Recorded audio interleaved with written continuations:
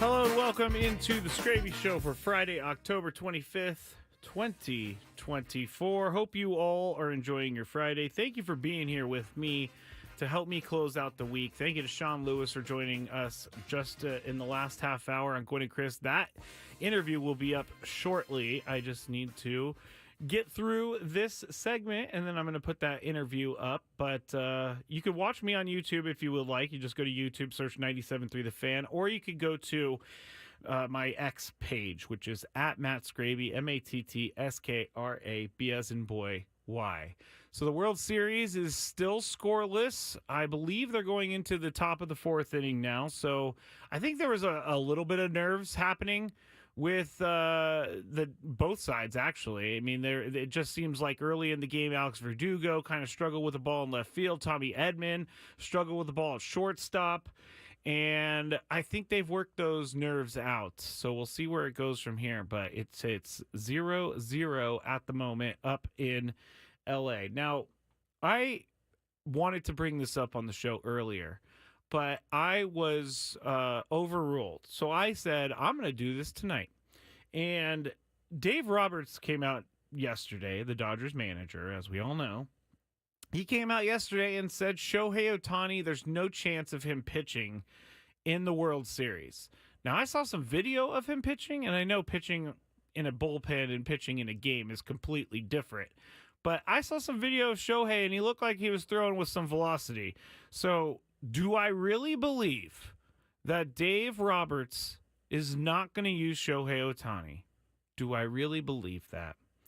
I don't think he will, but I do not believe for 1 second that Dave Roberts hasn't at least played with the idea and continues to play with the idea. Can you imagine that? That would be like the biggest card out there that you could pull. Like all of a sudden, Shohei comes out and has to pitch in the World Series. That would be a huge card to pull. But when talking to the guys earlier, it was like the gist of the conversation was, you know, if he's going to say, Dave Roberts, if he's going to say that Shohei's not going to pitch, then he does pitch, then it kind of makes him look like a liar a little bit. It's a little bit of gamesmanship.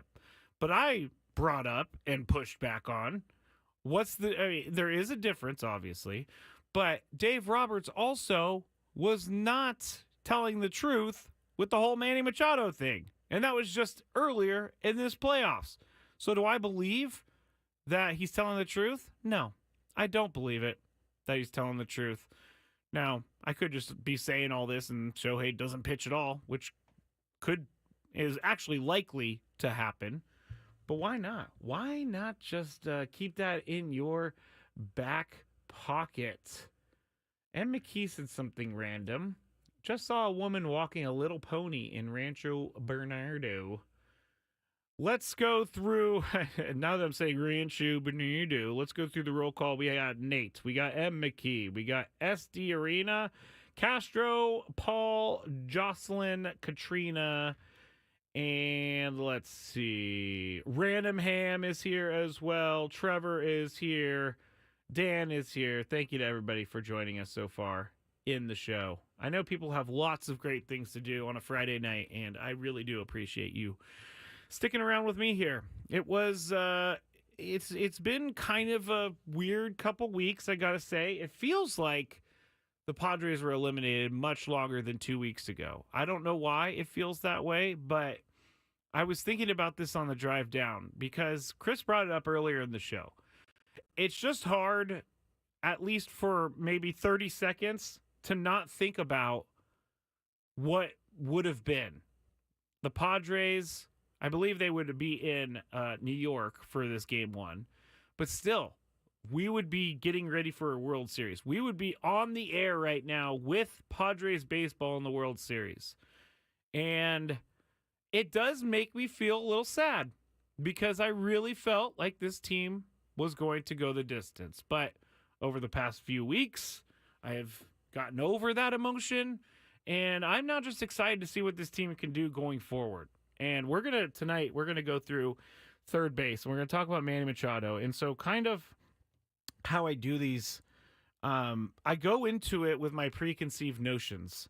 And then when I do my research, I find out things, and I'll report whether or not it's worse than what I thought or better than I thought. But we'll go through Manny, and I gotta say, I was pretty surprised at some of the numbers that I was seeing when I was doing the research this morning. So we will talk about Manny Machado and third base. We're also going to talk about things that I have been watching, and especially the scary movies I've been watching, because it's what's it called? Spooky season. It's spooky season. I am a guy that loves spooky, so I've been watching all of the horror movies, and I have this app Shudder. I don't know if people know about that, but Shudder, Shudder, is an app that is just for scary movies, and so I've been going through that like crazy, very crazy. Let's see. Let's see here. Anything good on TV right now?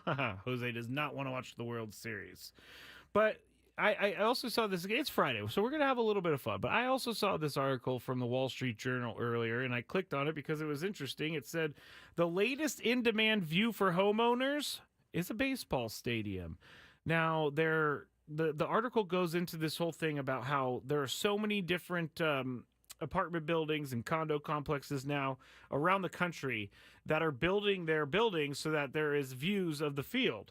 And the couple that they featured in this article is actually from San Diego, and they live downtown next to Petco Park. So I found this very interesting, and they both live in an 1,800 square foot, 3-bedroom downtown San Diego townhouse.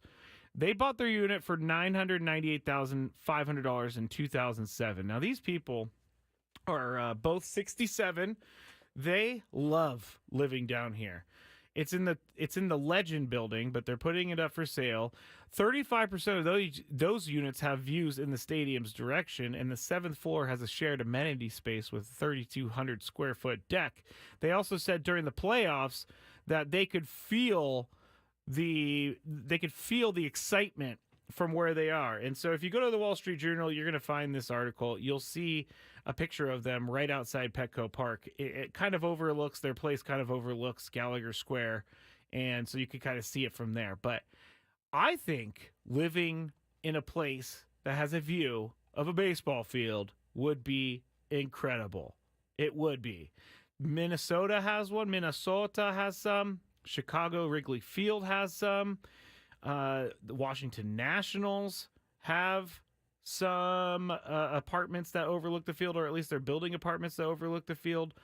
But they feature this entire article around San Diego. So if you want to go look at it, you should.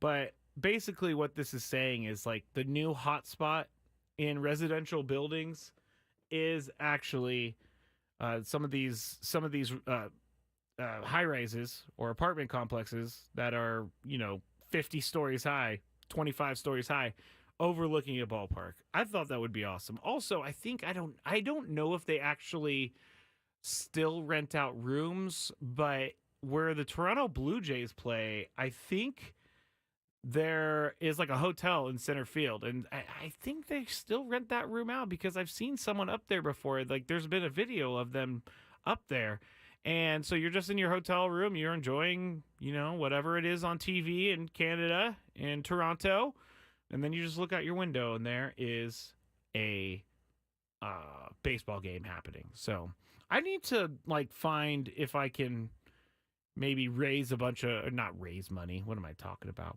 If I can pool together some money with some friends and go Airbnb a place that's overlooking a stadium, I think that would really be fun. So there you go. That's my story about San Diego. Wall Street Journal talking all about it.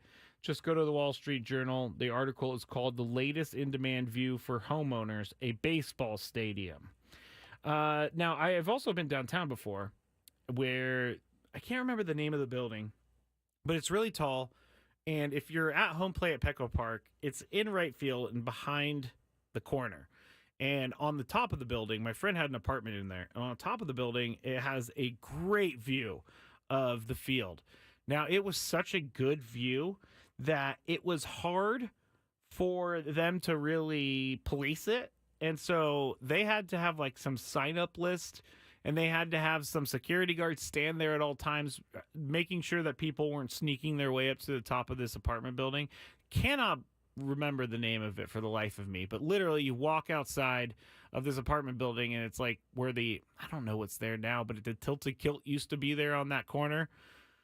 So anyway, World Series in the bottom of the fourth, one out now, no score. Another former Padre playing. I didn't even think about Anthony Rizzo playing for the Yankees. Now, I don't know if it's good or not.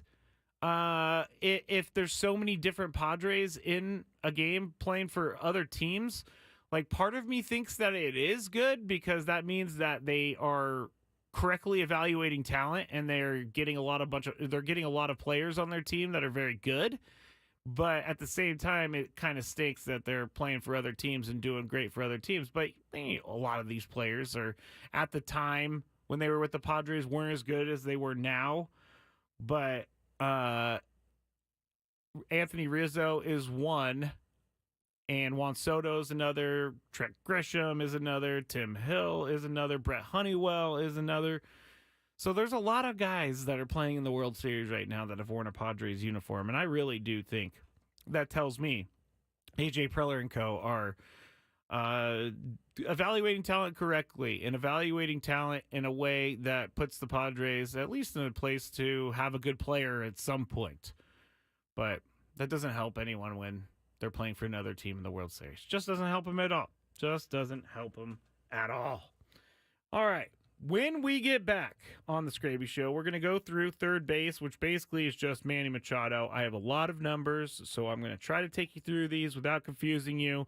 And then we're going to talk about some of the scary movies that I've been watching to finish out this show. Also, my daily gripe. I had to change it because of the clickbait accusations that were thrown at me. So I'm going to use the clickbait one another day, but I do have another daily gripe. So stick around. I'll be with you here until about 7 p.m. If you would like to watch us on YouTube, go to YouTube, search 97.3 The Fan, be a part of the community, and we'll be back shortly here. Football season.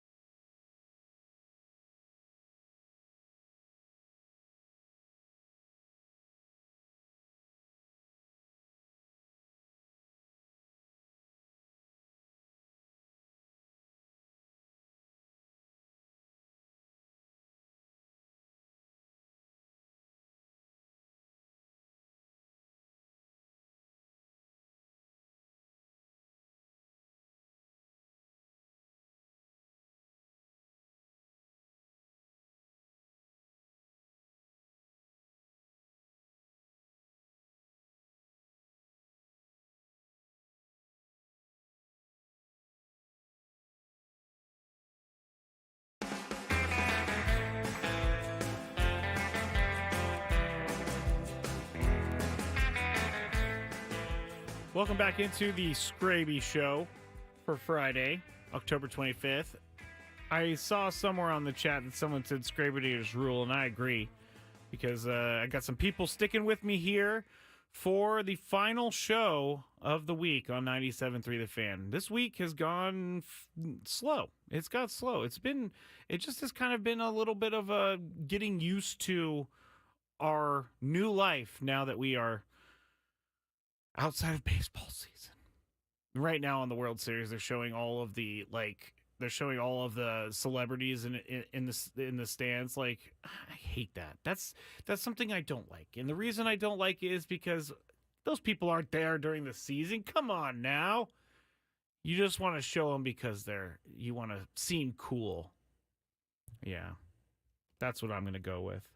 I'm going to go through Manny Machado right now, and we're going to talk about third base because third base, and we're going to be going through all the different position groups here over the next, maybe 2 weeks or so.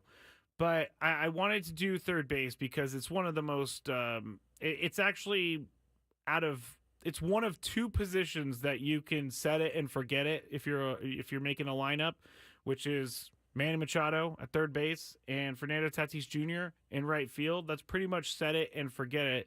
And the reason I'm not including Jackson Merrill in that, because we don't know if he's going to play shortstop this year. We don't know if he's going to be back in center field.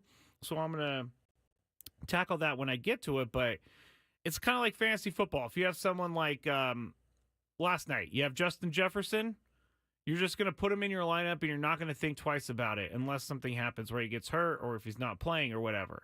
But that's what Manny Machado is at third base. And this year, it was a struggle for Manny to get started. And we all know he came off of elbow surgery. The more I think about it, the more that I decompress from this season, I really believe that Manny Machado was hurt for a lot of the first half, and that's why he wasn't as strong as he was in the second half. But when you look at his final numbers for the entire year, Manny Machado put up a pretty good season. If you're looking at, here's how I'm going to look at it. You're going to look at just third baseman, and he performed quite well if you're looking at all of the third basemen in Major League Baseball. Last year, he had a 275 batting average. He was 797 OPS. He had 29 home runs, had 105 RBIs. And in his 13-year career that he's only had 4 seasons with more than 100 RBIs, Manny Machado. 3 of those 4 seasons have come in the last 4 years. You may ask, where does this rank around the league? Well, among third basemen, the Guardians' Jose Ramirez and Manny Machado are the only players with 3 100-plus RBI seasons in the last 4. And when you're doing, like, Manny Machado is so consistent. Even though sometimes it doesn't seem like he's putting up numbers, he is putting up numbers. And it came in bunches in August. We'll get to that in a little bit. But Manny Machado is one of 2 players that plays third base, and in the last 4 seasons had 100-plus RBIs. And not to mention that, like, I thought when I was going into this, I was going to see his Baltimore Oriole numbers, and I thought he was going to have more home runs, more RBIs, etc. But in the last 4 seasons, 3 of those, Manny Machado has had over 100 RBIs. And that shows me he's just as good as he was when he was younger. Maybe, the speed, his running speed is a little bit different, and he's had some injuries along the way. But for the most part, he is doing his job at the plate. It may not seem like it at times when you ground it to the double plays and everything, but I was surprised at what I found here. Now, there've only been 10 third basemen since 2021 to have 100-plus RBI seasons, so that puts him in that group too, but he has multiple out of those 10. And in 2024, this last season, he had the second most RBIs among third basemen. He was behind Jose Ramirez. So if you look at every single third baseman, Manny Machado comes in second in RBIs. Now, since 2021, now we're going to shift over to home runs. Since 2021, only 2 players have had 25 or more home runs in all 4 seasons. as a third baseman. Rafael Devers of the Red Sox and Manny Machado. He had 29 home runs last year, Manny Machado, which was good enough for third most among third basemen in all of baseball. Now, we thought 29 home runs obviously is a good amount of home runs. And when Tony and I interviewed Manny Machado there near the end of the season, he said something that completely surprised me, that he has never hit 40 home runs in the season. And if you look at his numbers, he's pretty much from 30 to 35. I think 36 was his highest in a season. And this year he had 29. But when you look at everybody else, that's how I'm going to compare him. And that's how I am judging myself how well he did. And if you're looking at the position as a whole, and he's in the top 3 of a lot of these categories, tells me good things happen for Manny Machado this year. Again, even if it didn't seem that way.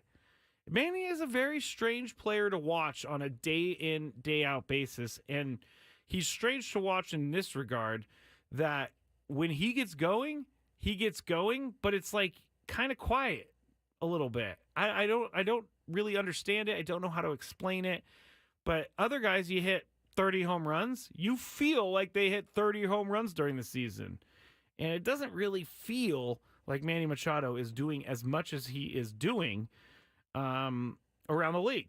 Last year he had he was the fifth. Let me start that over. He had the 5th most doubles in 2024 among third basemen.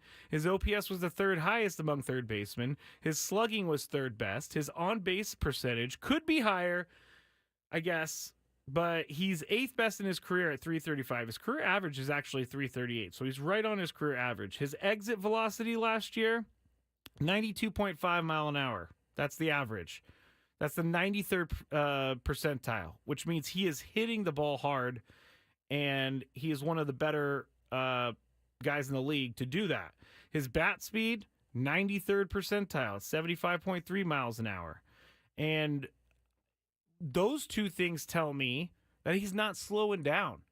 If he's in the top 90%, or if he's in the top 10%, I don't know how to describe that because I'm not a mathematician, but if he's in the 93rd percentile of both of those things, it tells me he's still swinging a good bat. It tells me he's not slowing down. It tells me I have nothing to worry about with Manny getting up there in age a little bit.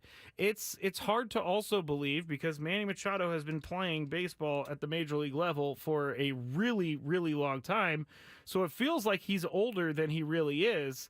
And let's see, he's 32 right now. He'll be 33 July 6th, but he's already played 13 years of Major League Baseball.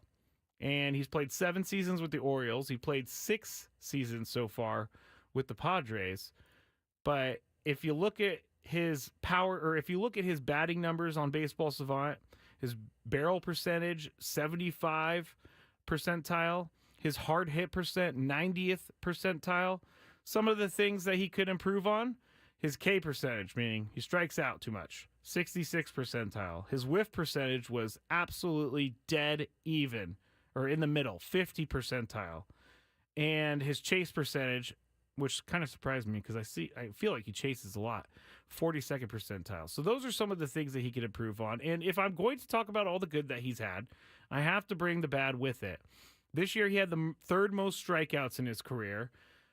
He had 9th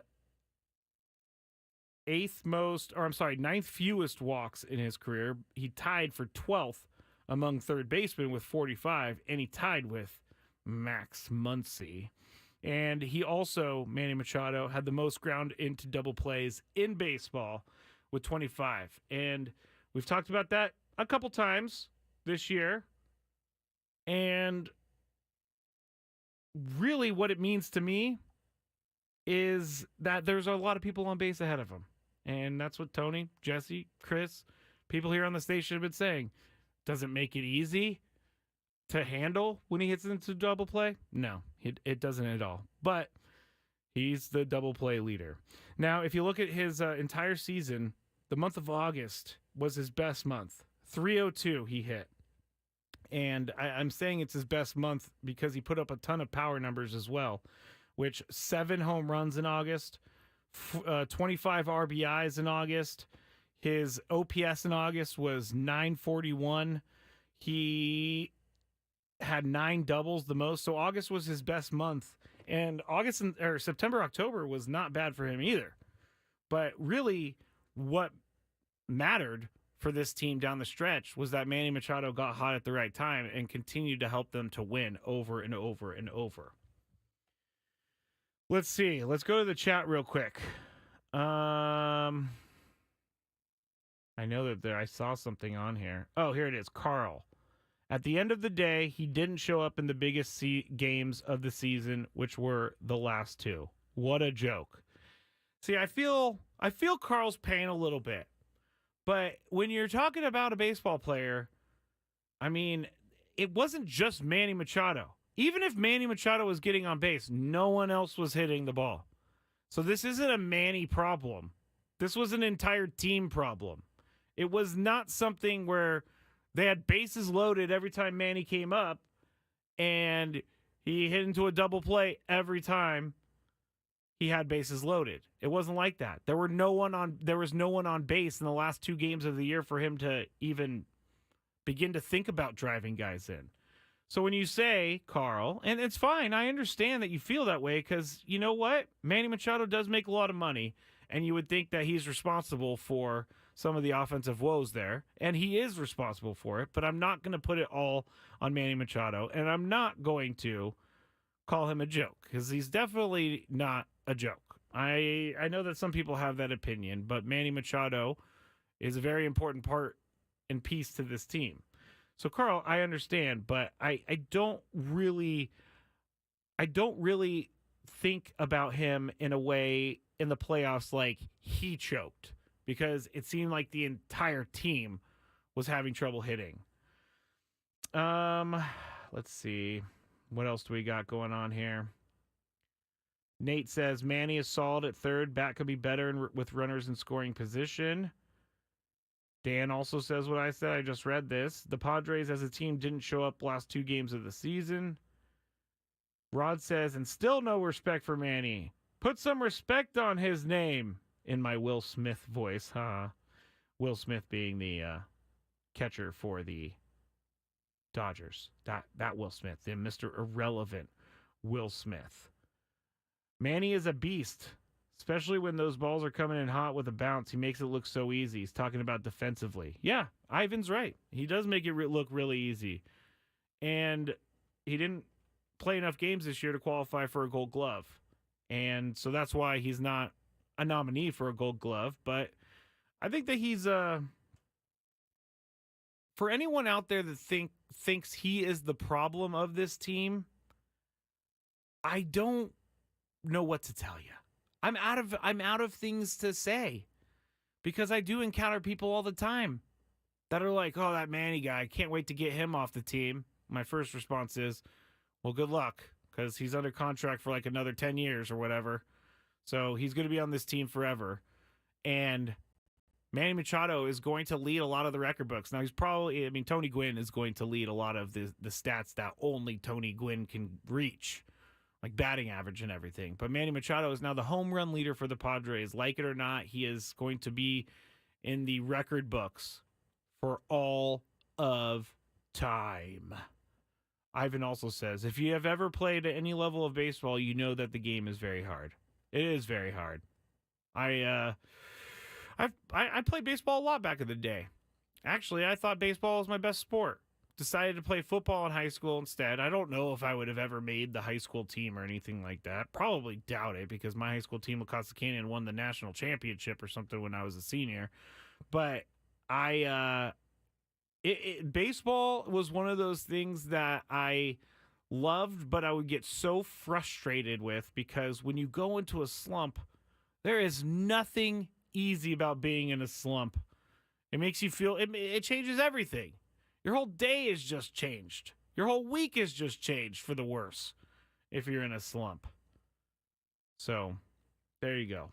Manny Machado, third baseman, ranked in the top 3 of categories, ranked in the top 5 of categories.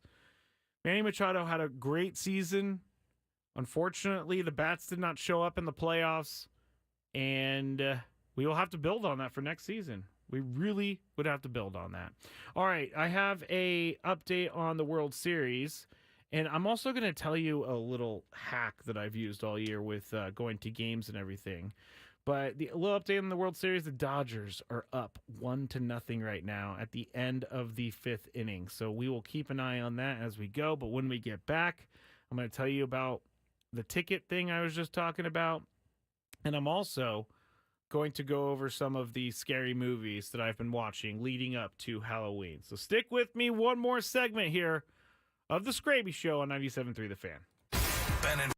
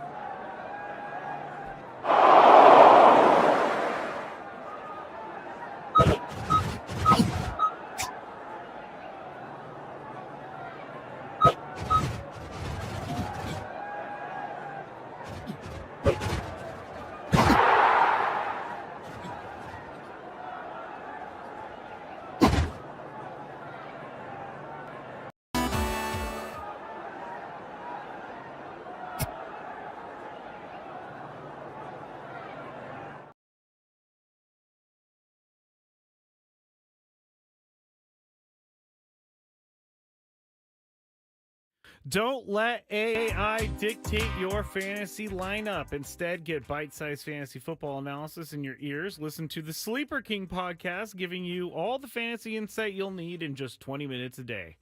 Every league has a Sleeper King, and it should be you. Follow the Sleeper King on the free Odyssey app or wherever you get your podcasts. Matt Skraby with you on the Skraby Show, 97.3 The Fan, closing out the week for the station. And I'm always happy that I get to be the last voice you hear when you head into your Saturday, or last local voice you hear when you're heading into your Saturday. So thank you for listening. If you would like to watch on YouTube, you can. Just search 97.3 The Fan on YouTube, and you will be able to find the live broadcast. You can also go to Twitter or X at Matt Skraby, MattsKraby, as in boy, Y. That'll bring you there. So in this, to close out the show, we are going to be talking about some of these scary movies that I've been watching as of late, and we are also going to get into the Daily Gripe, which is not the clickbait thing, because clickbait does bother me. But since I was accused and convicted of clickbait earlier today on the show, just go back to the Big Five, close to 5 p.m. The guys judged me and told me I was guilty of clickbait. I have moved the clickbait Daily Gripe to another day. Giancarlo Stanton just went deep for the Yankees. Oh, he went down and got that one. That was a golf of a hit right there. Home run. Golf home run. Juan Soto on base, of course. So a 2-run shot for the Yankees. And they are now leading the Dodgers 2-1 in the top of the 6th. Jack Flaherty's still in the game for the Dodgers. He has 90 pitches now. But I would have to say, except for giving up the lead right there, I would think that he had a really, really good start. And yes, indeed, Dave Roberts is coming out to get Jack Flaherty out of the game in the top of the 6th. With 1 out, Jazz Chisholm Jr. up, Yankees lead 2-1. I mean, Giancarlo Stanton has been incredible during the postseason. I mean, he's sort of been the butt of many jokes over the years because he is always hurt, and he is always hurt, and he just hasn't been the same guy. As of late, he hasn't been the same guy that he was when he was with the Marlins. I mean, it's been a rough go for him in New York, but this postseason is making up for everything that happened. Everything that happened before. I think people are going to be willing to forget. Now, before we get into the scary movies, I saw this article earlier today, and I thought it was funny, but a dad, he was trying to buy a bunch of football game tickets to Alabama and Wisconsin.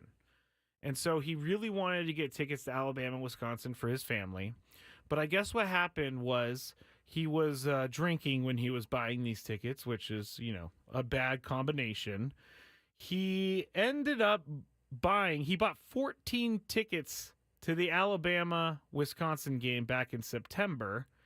The problem, though, was that he bought tickets to Alabama concert. I guess there is a music group, or I don't know. I don't even know, but it's called Alabama. So in his drunken stupor, he ended up buying tickets to a concert instead of tickets to the Alabama-Wisconsin game, which really, according to this article, his family had a great time at the concert. And they did give him a very hard time for a very long time about buying the wrong tickets while he was drinking. So, there you go. I thought that was kind of funny. Now, some of the things that I've been watching as of late. Let me get some music. Underneath here. Let's see. Ooh, wow, this is random. I don't really like that one. Jeez. This is not good. Okay, we're not going with music anymore. Things I've been watching. The Terrifier series. If you haven't seen Terrifier, then and you like scary movies, let me preface it with that. Then you need to see Terrifier. The first one is it's from 2016, And basically, the director had to do all these independent movies because movie studios would cut out too much. So this guy raised money. I think he made the first movie for like $50,000, or maybe even less, like $35,000 to $50,000. And then the second movie was made for um, $250,000, and then the third one was made for $2 million. So each one is getting more popular as it goes.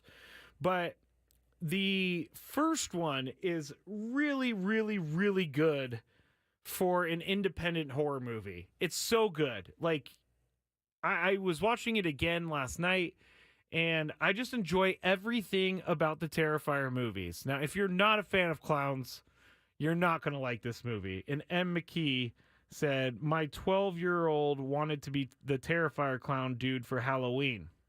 Well, tell me, M. McKee, did you allow your 12-year-old to be the Terrifier clown for Halloween? Because I kind of want to be the Terrifier clown from Halloween too. Terrifier clown has just made himself, as right now, in the top 5 scary movie characters. Maybe even top 3. Maybe even 1 right now. And I'll tell you why. Because these movies are all about a killer clown who is evil and kind of has superpowers a little bit. He can't really die. It's just over the top gory. So gory. And that's the shtick. It's meant to look fake. But it's great horror movie gore. And the best part about the movies is the way the actor plays the clown / mime. Because he doesn't ever say a word in any of the movies. Or at least the first 2. I'm not through 3 yet. But he hasn't said a word at all. And what he does is he mimes things, and the way they shoot it is really scary because he has these like faces. They're great. It takes a really special actor to be funny while in the middle of attacking people. But the way they do it is creepy, where they do a lot of cut shots, and the clown's face is like different every time. So in the first movie, no spoiler alerts, they're in a pizza place. 2 people on Halloween in a pizza place. Clown comes in, sits down, just stares at them. And so one of the girls is like, why is this guy staring? And it goes from behind her to him. You see his face, and then it goes from his perspective to her, and then it goes back to him, and he's got a different face. But I'm telling you, this guy is so good at doing it, and it's a different face every time. Like, one time he's smiling, and one time he is sad.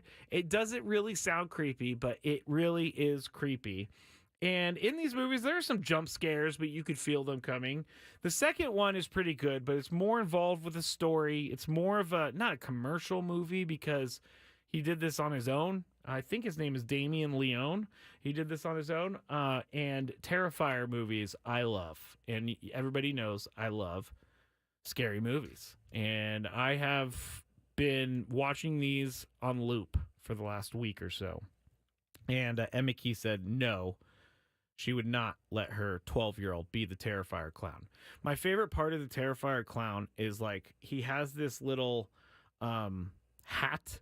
It's like this tiny top hat, and he puts it on his head, and he kind of has it, like, on the side. It's just, the character is great. Like, they did everything right with this character. And I could go on for hours talking about the Terrifier clown as one of my favorite things.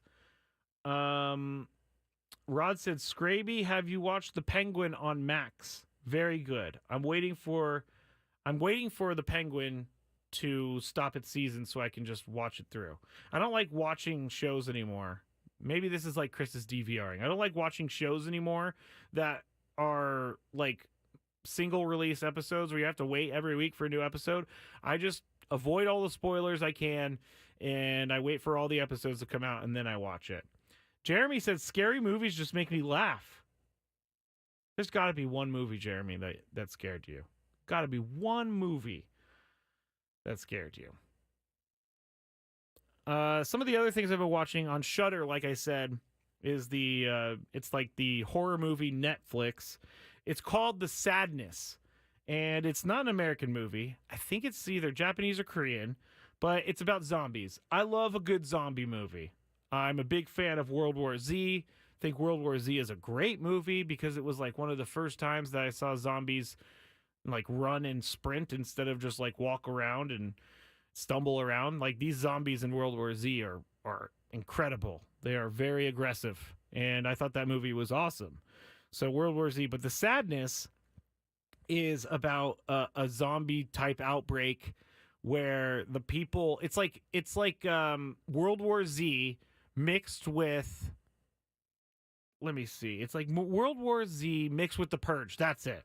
That's where I wanted to go with it, because the zombies aren't like trying to eat brains or anything like that, but the zombies they like do terrible things to people, like the Purge. In the Purge, when they go attack people and they go around breaking into people's houses, that's the zombies thing. They really want to be the worst type of person ever and doing a lot of terrible things.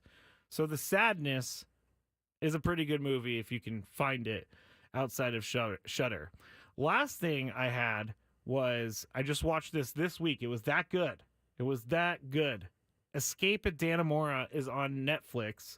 Now, Ben Stiller, the actor, is the director of this series. And it's like 8 episodes. They're all about an hour each, but it's based on the true story of when 2 inmates escaped from a prison in New York back in 2015, where they kind of manipulated a prison worker, and she fell in love with them, and she helped them to escape. And so this whole movie goes through the entire thing about how they got out, and then it tells you what they did to get into prison, then it tells you what happened to her. But it's really good because in the end, you really feel bad for the woman who was accused of, not even accused, but convicted of helping these people escape from prison, because you could just tell she's just really unhappy with her life, and she was easily manipulated because someone was actually like showing her attention. But Escape at Dannemora is really good. I actually might even watch it again because it was that good. It has Benicio del Toro in it. It has Paul Dano in it. Benicio del Toro is hilarious. It's really good. And McKee says it's an older series, right? Yes, 2018. And it was, I never even heard about it until it came out on Netflix, but 2018 is when it came out.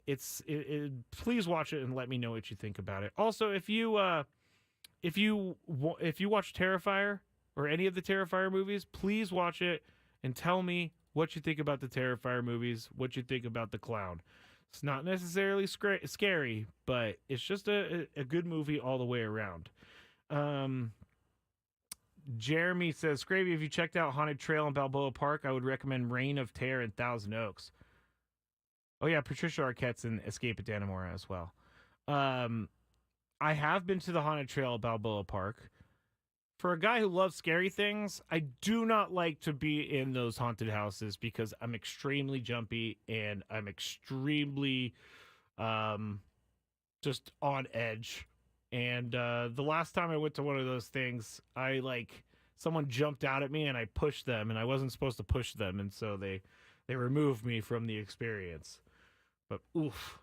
Jacob says Misery with Kathy Bates has always really scared me. That is a scary movie. Misery is not for the faint of heart. Kathy Bates is creepy in it. There was another. Oh, Random Ham said John Carpenter's The Thing is a great movie. I need to go back and rewatch it. It's been so long since I've watched John Carpenter's The Thing.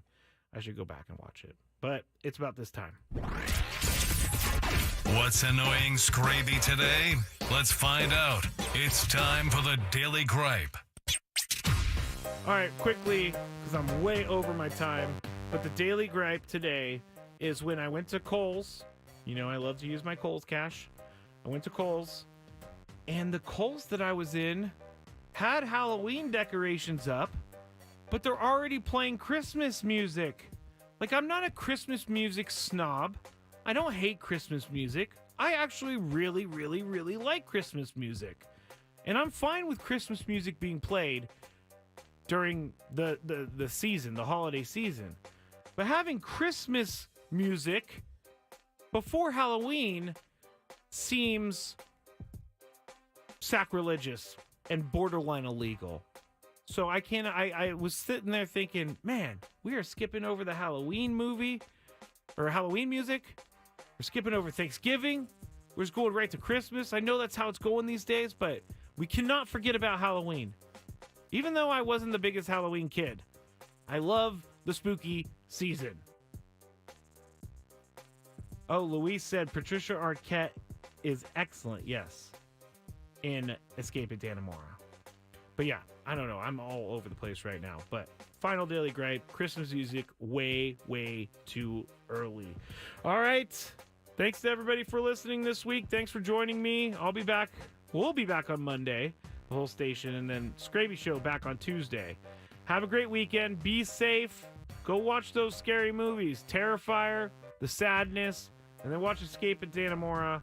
And please tell me if you like it or not. Oh, I have to say this real quick. Cesar on X says, howdy, Skraby. Greetings from Mazatlan. That is awesome. Thank you for tuning in, Caesar. And thank you all for tuning in as well. Have a great weekend, everybody. Can we take some time to play a silly